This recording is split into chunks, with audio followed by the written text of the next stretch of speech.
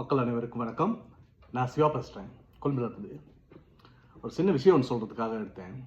என்னன்னு சொன்னால், எல்லோரும் சென்னை போகிறாங்க. இந்தியா போகிறது எப்படி அப்படிங்கிற ஒரு சின்ன ஒரு குழப்ப நிலையில் எல்லாம் இருப்பாங்க. அதை தெளிவுபடுத்துறதுக்காக நான் வந்தேன்.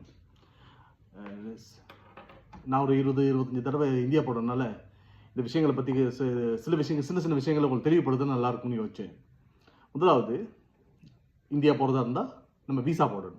நம்ம இலங்கையில் இருக்க நிறைய தமிழர்கள் நம்ம சென்னையை தான் தெரிவு செய்வோம், சென்னை தான் போகணும் அப்படின்னு சொல்லி. இந்தியா விசா எங்கே போடலாம் அப்படின்னு லேசுன்னு சொன்னால், கொழும்பில் பம்பலப்பிட்டியில் IVS அப்படின்னு ஒரு இந்தியன் விசா சென்டர் இருக்குது. அது எங்கே இருக்குங்கன்னா, பம்பலப்பிட்டி பௌத்தோலக மாவட்டம் தும்முல்ல ஜங்ஷன் இருக்குது. பம்பலப்பிட்டியில் தும்முல்ல ஜங்ஷனோட திரும்பி MC பக்கம் போகையில் லெஃப்ட் ஹேண்ட் சைட்லேயே ஒரு ரோடு ஒன்று போகுது. அதில் ஒரு 20 மீட்டர் போனால் அந்த IVS இந்தியன் விசா சென்டர் இருக்குது.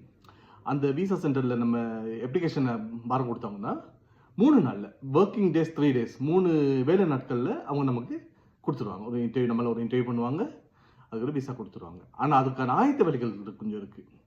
ஒரு சின்ன வேலைகள் தான், நம்ம தான் போட்டு மனசு குழப்பிக் கொள்வது எப்படின்னு சொல்லிட்டு அதுக்கு முன்னுக்கு இது சென்னைக்கும் தமிழ்நாட்டுக்கும் போய் வரதுக்கு எவ்வளோ செலவாகும் சாதாரணமாக அப்படின்னு சொல்லி உங்களுக்கு தெரியும்னா, 1 லட்ச ரூபா இருந்தால் போதும். 100,000 இருந்தால் நம்ம போயிட்டு வந்துடலாம். ஆமாங்க, 100,000 தான். எப்படின்னு சொன்னால், விசாவுக்கு ஒரு 8,500 ரூபா மேக்ஸிமம் முடியும். ஒரு பதிவு ரெஜிஸ்ட்ரேஷன் அதுகளுக்கெல்லாம் ஒரு 1,500 ரூபா. எது ரெஜிஸ்ட்ரேஷன் சொன்னால், அது ஆன்லைன் ஃபார்ம் ஒன்று இருக்குது, இன்டர்நெட்டில் நிரப்புறது. அது சில பேருக்கு லேசாக இருக்கும், சில பேருக்கு நல்ல எக்ஸ்பிரஸ் ஆகிறது கொஞ்சம் கஷ்டமாக இருக்கும். அதுக்காக நீங்கள் கையில் உங்கள்கிட்ட பாஸ்போர்ட்டும் ஐடென்டிட்டி மட்டும் எடுத்துக்கிட்டு பம்பலப்பிட்டி வந்தீங்கன்னு சொன்னால், அந்த IVS சென்டருக்கு முன்னாலே ஒரு 5-6 கம்யூனிகேஷன் இருக்குது.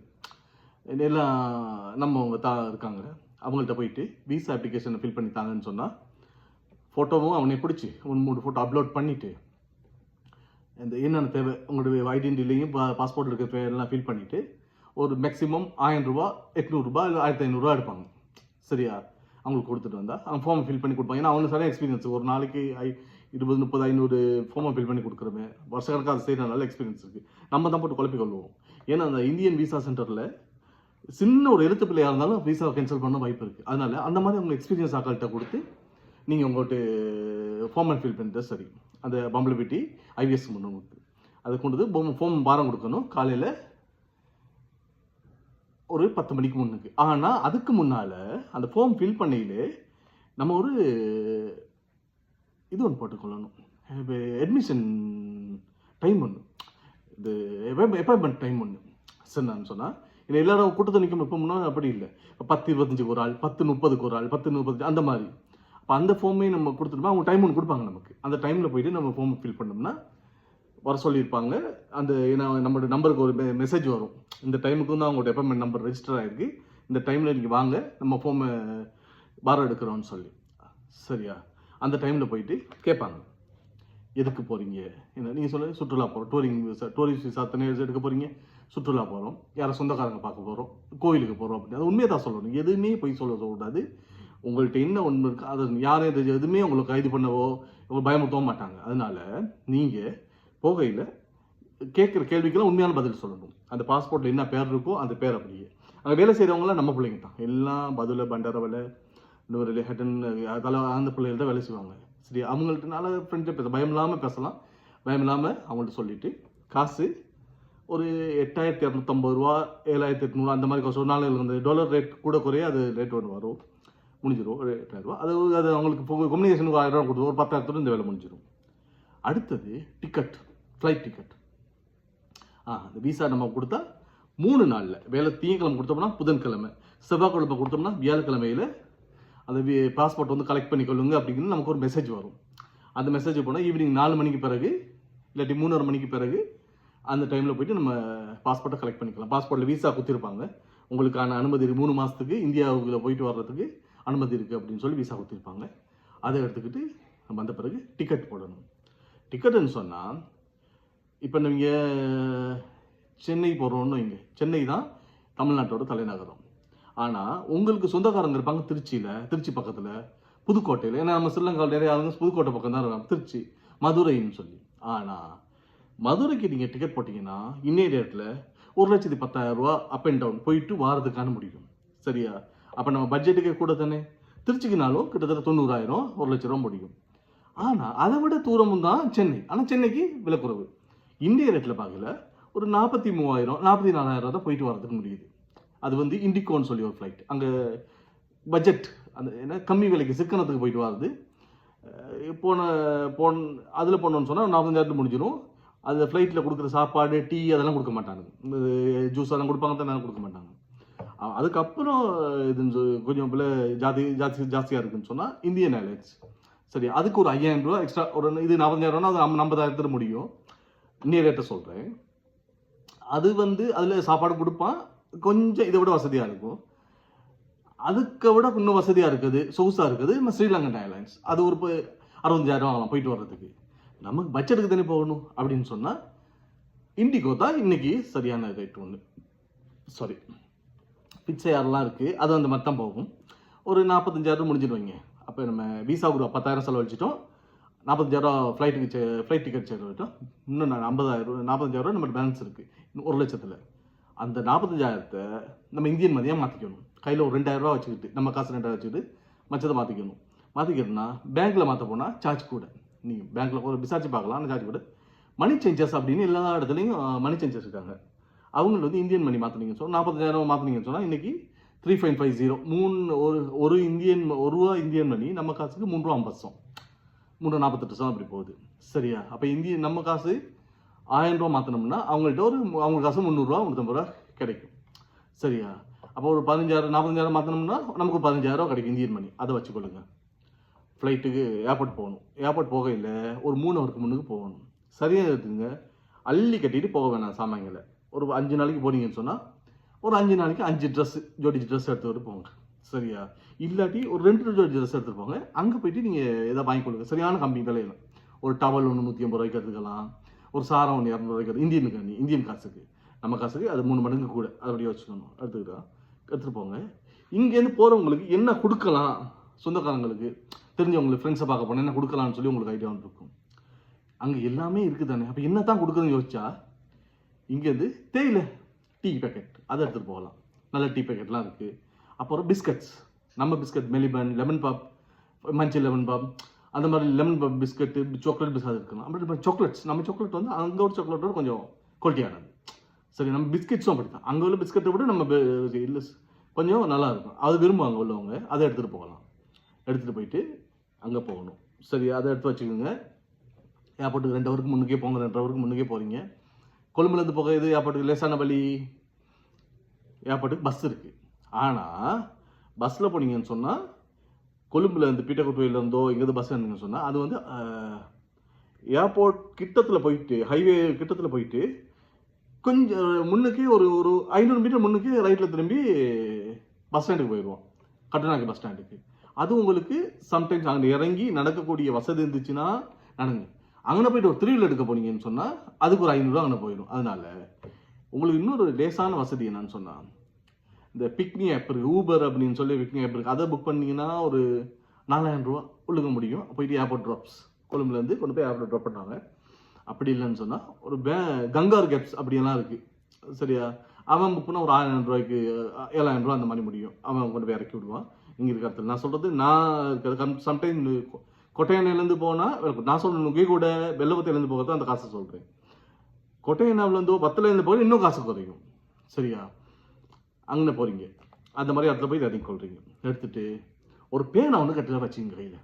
உள்ளுக்கு போயிட்டு ஒரு ஃபார்ம் ஒன்று கொடுப்பான். ஃபார்மை ஃபில் பண்ணி இது இந்தியா டூரிஸ்ட் விசாவில் அதான் ஃபில் பண்ண தேவையில்ல. உள்ளுக்கு செக் பண்ணிவிட்டு பேக்கெல்லாம் செக் பண்ணிட்டு உள்ளுக்கு அனுப்புவான். உள்ளுக்கு போன பிறகு நேராக கவுண்டர்கிட்ட போகிறீங்க. பாஸ்போர்ட் எடுத்து வச்சுக்கிறீங்க. இது அவங்க செக் பண்ணிட்டு உள்ளுக்கு அனுப்புவான். அப்போ முன்னுக்கு இதில் காட்டும் 12:30 மணிக்கு போகிற இது ஃப்ளைட் எத்தனை மணிக்கு போர்டிங் ரெடியாக இருக்கா அப்படின்ட்டு. அந்த போர்டு நம்பர் எப்படி தெரிஞ்சுக்கொள்வதுன்னா நீங்கள் டிக்கெட் போட்டிங்கல்ல ஏஜென்சிக்கிட்ட, டிக்கெட்டிங் ஏஜென்சின்னு இருக்குது. சரி, அந்த டிக்கெட்டிங் ஏஜென்சிக்காக தான் அவங்களுக்கு டிக்கெட் போட்டு கொடுப்பாங்க. சரி, அந்த 45,000க்குலாம் சொன்னேனே 45,000 50,000க்குலாம் டிக்கெட் இருக்குன்னு சொல்லி போட்டு கொடுப்பாங்க. அந்த டிக்கெட்லேயே ஒருத்தர் ஃப்ளைட் நம்பர் அப்படின்னு இருக்கும். அந்த நம்பரை நல்லா நோட் பண்ணிக்கிட்டீங்கன்னா அங்கே ஸ்க்ரீனில் காட்டும். அந்த நம்பர் அந்த ஃப்ளைட் நம்பர் அதுதான் ஃப்ளைட் நம்பர் காட்டும். அந்த ஃப்ளைட் நம்பர் இடத்துல இண்டிகோ அப்படின்னு சொல்லி அடிச்சிருவாங்க. கவுண்டர்ஸ் இருக்கும், ஒரு 20 கவுண்டர் இருக்கும். கவுண்டரில் இந்த இண்டிகோ கவுண்டர் வந்து தனியாக இருப்பாங்க, ஒரு போர்ட் போட்டிருக்கும். அங்கே போயிட்டு க்யூவில் நிற்கணும். க்யூவில் நின்னீங்கன்னு சொன்னால் அவன் செக் பண்ணிவிட்டு 20-30 கிலோ உள்ளுக்கு போச்சுன்னா பேக் இருந்துச்சுன்னா அதை வந்து அவன் லக்கேஜுக்கு போட்டுருவாங்க. கையில் கொண்டு போகிறத நீங்கள் கையில் கொண்டு போகலாம். அதையும் செக் பண்ணிவிட்டு உங்களுக்கு அப்படி தந்துடுவாங்க. அந்த நேரத்தில் உங்களுக்கு ஜன்னல் சீட்டு தான் வேணும் அப்படின்னு சொல்லி கேட்டிங்கன்னு சொன்னால் அங்கே செக் பண்ணுற அந்த கேர்ள்கிட்டயோ பாய்கிட்டயோ சொல்லுங்கள், போட்டு தருவாங்க. சரியா? சீட் நம்பர்லாம் அவங்க வந்து போட்டு கொடுக்குறது அங்கே தான். அந்த இடத்துல எடுத்துக்கிட்டு நேராக நம்ம கட்டுநாயக்க ஏர்போர்ட்டில் உள்ளுக்கு போயிட்டு மேமாடிக்கு போகணும். அங்கே இமிக்ரேஷன் இருக்கும். அங்கே இமிக்ரேஷன் ஆஃபீஸர் செக் பண்ணுவார். பயப்படவே தேவையில்ல, ஸ்மார்ட்டாக வந்து போகிற டைம் உண்மையை சொல்லுங்கள். எங்கே போகிறீங்க? சென்னை போகிறோம். சென்னையில் எங்கே போகிறீங்க? அந்த கோயிலுக்கு போகிறோம், இல்லாட்டி ஊருக்கு புதுக்கோட்டை போகிறோம், மதுரை போகிறோம் அப்படின்னு சொல்லுங்கள். சொல்லிவிட்டு உள்ளுக்கு நாம் ஓகே பண்ணிட்டு கொடுப்பாரு. பாஸ்போர்ட்டில் பிரச்சனை அதே சொல்லுவார். ஆனால் எதுவுமே போகிறதுக்கு தொந்தரவு இருக்காது. செக் பண்ணி அனுப்புகிற பிறகு உள்ளுக்கு போயிட்டு டியூட்டி ஃப்ரீ ஷாப்ஸ்ன்னு இருக்கும். அதெல்லாம் ஒன்றும் வாங்க தேவையில்ல நீங்கள் ஃபஸ்ட் டைம் போகல. ஏன்னா உங்களுக்கு சில பட்ஜெட் தானே போகிறீங்க. உள்ளுக்கு போயிட்டு ஃப்ளைட்டுக்கு அந்த இண்டிகோ போட்டு சொல்லியிருப்பாங்க எந்த கேட்டில் ஃப்ளைட் வந்து நிற்கும், அந்த கேட்டுக்கு போகணும். போனோன்னே முக்கியமான விஷயம், நீ போகிறது முன்னாடி பண்ணிட்டு கையில் பெருசாக சாமம் கொண்டு போவாங்க. ஏன்னா அங்கே போய் செக் பண்ணுவோம். பெல்ட்டு, ஃபோனு, சப்பாத்து, சாக்ஸ் எல்லாம் கழட்டி வைக்கணும். சரி, வச்செல்லாம் கழட்டி செக் பண்ணுவாங்க. செக் பண்ண பிறகு உள்ளுக்கு அனுப்புவாங்க.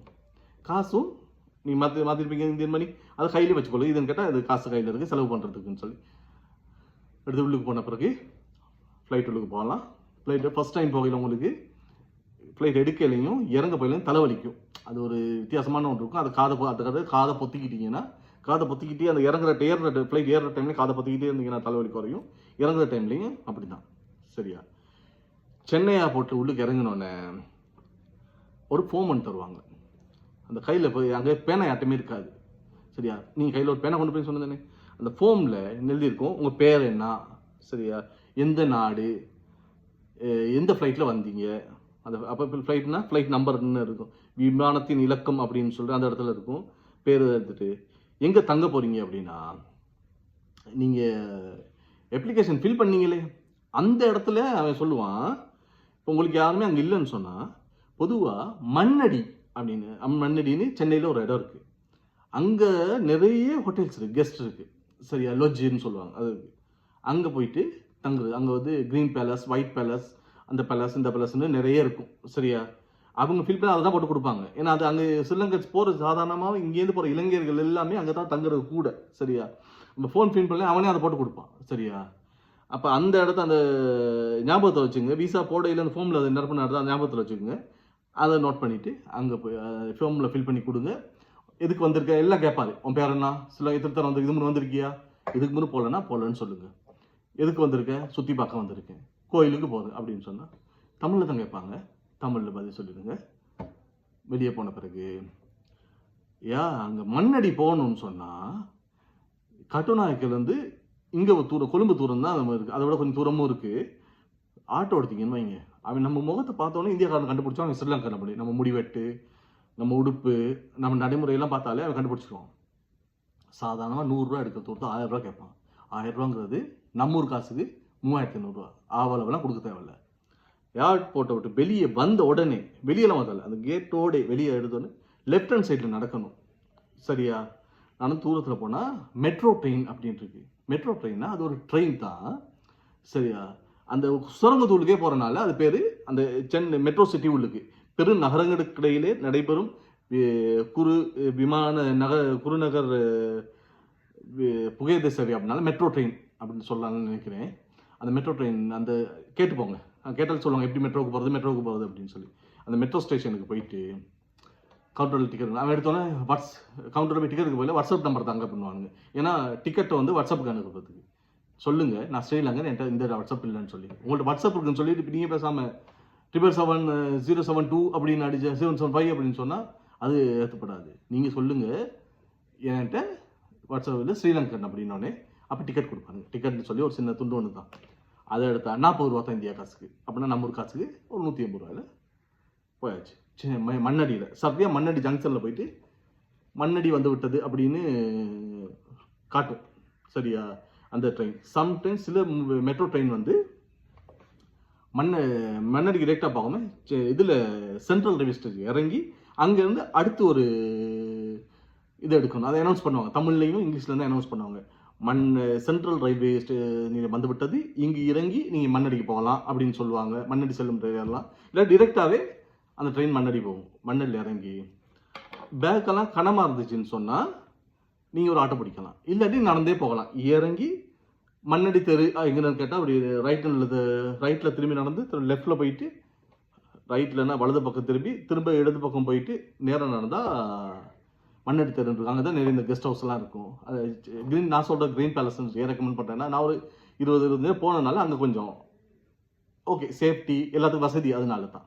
அது இன்னொரு காரணம் இருக்குது, நான் சொல்கிறேன். சரியா?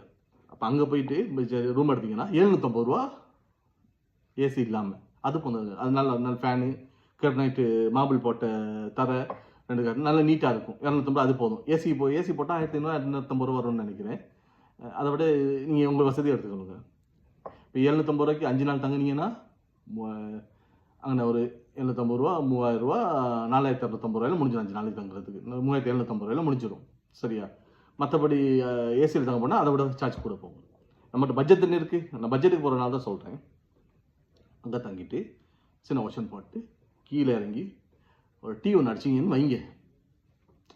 நம்ம இந்தியா வந்துட்டோம்னு அர்த்தம். டீ ஒன்று 15 ரூபா தான் இந்தியா காசு. சரியா? நம்ம ஒரு காசு 45 ரூபா நல்ல டீ கிடைக்கும். ரோட்டோரத்தில் எல்லா கடைகளும் டீ கிடைக்கும். அங்கே உங்களுக்கு வேர்த்தான ஒரு விஷயம்னு சொன்னால் சாப்பாடெல்லாம் அந்த விலை குறைவு. நம்மக்கிட்ட ஒரு நல்ல பிரியாணி சாப்பிட்ணுமா கொழும்புல 1000 ரூபா வரும், ஊர்களில் 850 ரூபா வரும். அங்கே 120 ரூபாய்க்கு நல்ல ஒரு பிரியாணி சாப்பிட்லாம். கவலைப்படாமல் நல்லா சாப்பிடுங்க. சரி, நல்லா சாப்பிடுங்க. ஆனால் இதெல்லாம் பட்ஜெட்டுக்கு தான் இருக்குது. சரியா? ஒன்று ஞாபகத்தை வச்சுக்கணும். நீங்கள் எவ்வளோ செலவழிச்சா 500 ரூபா தானே சொல்கிறான்னு சொல்லி நீங்கள் அவன்கிட்ட காசு கொடுத்தீங்கன்னா நம்ம ஊர் காசுக்கு அது 1500 ரூபாய்க்கு மேலே. அதனால் செலவழிக்கையில் பார்த்து ஒன்று என்ன சாமான் வாங்கினாலும் காசு விலைக்கும் போது கேட்டுருங்க, ஆர்கியூ பண்ணிவிட்டு கொடுங்க. சரியா? இப்போ சாப்பாட்டு செலவு முடிஞ்சிடுச்சு. இனி நீங்கள் இங்கே அவுட்டேஷன் போகணும், மதுரைக்கு போகணும், திருச்சிக்கு போகணும் அப்படின்னு சொன்னால் அங்கே சின்ன ட்ராவல் ஏஜென்சி அப்படின்னு அவங்க சொல்லுவாங்க. டிக்கெட்டிங் ஏஜென்சி நம்ம சொல்கிறோம்ல, புக் பண்ணி அதெல்லாம் வச்சு புக் பண்ணுவாங்க. இப்போ நாங்கள் ட்ராவல் நான் சொல்கிற க்ரீன் பேலஸ் பக்கத்துலேயே ஒரு ட்ராவல் ஏஜென்சி இருக்குது. அங்கே அவன்கிட்ட புக் பண்ணால் புதுக்கோட்டைக்கு போகணும் அப்படின்னா பட்டுக்கோட்டைக்கு பஸ் இருக்குது. ஒரு 1400 ரூபா எடுக்கிறாங்க. ஒரு சில ட்ராவல்ஸில் 900 ரூபா எடுக்கிறாங்க. அது வந்து கோயம்பேடுலேருந்து தான் ஸ்டார்ட் ஆகும். கோயம்பேடு எப்படி போகிறது அதுக்கும் சொல்கிறேன். கோயம்பேடு தான் சென்னையோட மெயின் பஸ் ஸ்டாண்டு முன்னே இருந்துச்சு. இப்போ வந்து கிளாம்பாக்கத்துக்கு கொண்டு போயிட்டாங்க, அவுட் ஆஃப் சிட்டி கொண்டு போயிட்டாங்க. அதுக்கும் இந்த மெட்ரோ சிட்டி இருக்குது. மெட்ரோவில் ஏறி கோயம்பேடுன்னு டிக்கெட் எடுத்தால் கோயம்பேட்டுக்கிட்டே போயிட்டு இறங்கி வெளியே போனோம்னா கோயம்பேடு பஸ் ஸ்டாண்ட் இருக்குது. அங்கே போய் அந்த பஸ்ஸில் போகலாம். சரியா? ட்ரெயின் புக் பண்ணுறதா இருந்தால் சரியான ரஷ் ட்ரெயின் புக் பண்ணுறது அது கஷ்டம். புக் பண்ணுறதா இருந்தாலும் அந்த ட்ராவல் ஏஜென்ட்டு சொன்னால் புக் பண்ணி கொடுப்பாங்க. சரியா? போகிறீங்க, சுற்றி பார்க்குங்க. ரிட்டர்ன் வரையில் நீங்கள் புடவை மட்டும்தான் மண்ணடி இருக்குது. அந்த மண்ணடி எல்லாமே ஹோல்சேல் தான். ஆனால் மற்ற எல்லாமே அவங்ககிட்ட கொஞ்சம் குவாலிட்டி குறைவாக தான் இருக்கும், விலையும் கொஞ்சம் அதிகமாக இருக்கும். அதனால நீங்கள் சின்ன சாமான் போது விசாரிச்சிருங்க. ஒரு கடைகளாக ஏறி எவ்வளோ விசாரிச்சிருங்க. ஏன்னா ஸ்ரீலங்கன்னு அவங்க எல்லாரும் தெரியும். முகத்தை பார்த்தோன்னே ஸ்ரீலங்கன் கண்டுபிடிச்சிருவாங்க, ஒரு வார்த்தையில் கண்டுபிடிச்சிருவாங்க. நம்ம டீ ஒன்று போடுங்க அப்படின்னு சொல்கிறதுலேயே கண்டுபிடிச்சிருவாங்க. சரியா? அதனால எப்படி விலையை கொடுத்தா சொல்லுவோம். அதனால் முதல் பார்த்துட்டு பூக்கடைன்னு ஒரு ஏரியா இருக்குது. மண்ணடியிலேருந்து அடுத்த ஸ்டாப். இப்போ பம்பளப்பிட்டிலேருந்து கொல்பிட்டி மாதிரி. சரியா? பதுளையிலேருந்து ஆலியில் மாதிரி ஒரு அந்த கொஞ்சம் தூரத்தை சொன்னேன். அங்கே போனால் ஒவ்வொரு ஏரியா இருக்குது. பேக் கடை தனியாக இருக்குது, சப்பாத்து கடை தனியாக இருக்குது, இந்த எலக்ட்ரானிக் தனியாக இருக்குது. அங்கே போயிட்டு சரியான கம்மி விலைக்கு பொருட்களுக்கு எடுத்து போட்டுங்க. முக்கியமாக 30 கிலோ தாண்டக்கூடாது. ஆனால் நீ அதை எப்படி கண்டுபிடிக்கிறது? சாமான் பேக் பண்ணோன்னே அந்த பேக் ஒன்று இருக்கும், அந்த தராசு இருக்கும். எல்லா ஹோட்டல்ஸும் தராசு வச்சுருக்காங்க. அதை செக் பண்ணிங்க. பேக் பண்ணிவிட்டு வரையிலையும் அதே மெட்ரோவில் ஏறினீங்கன்னு சொன்னால் எங்கே இருந்தாலும் ஏர்போர்ட்டுக்கே ஏர்போர்ட் உள்ளுக்கே வருது. சரியா? அதில் ஏறி ரிட்டர்ன் வந்துடுங்க. சரியா? ஏதாவது டவுட்ஸ் இருந்துச்சுன்னா கிளியர் பண்ணுறதுக்கு கமெண்ட் பண்ணுங்கள், நான் பதில் போடுறேன். நன்றி, வணக்கம்.